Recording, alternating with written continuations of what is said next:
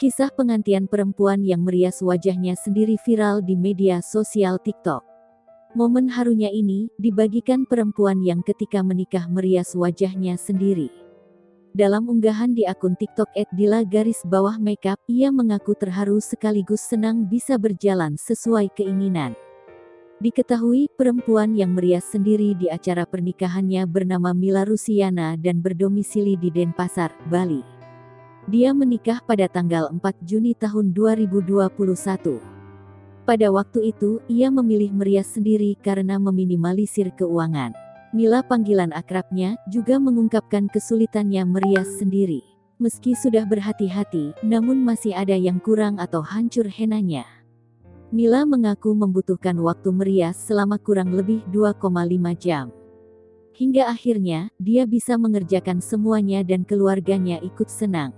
Setelah acara berlangsung, justru banyak keluarga yang memuji hasil make up Mila.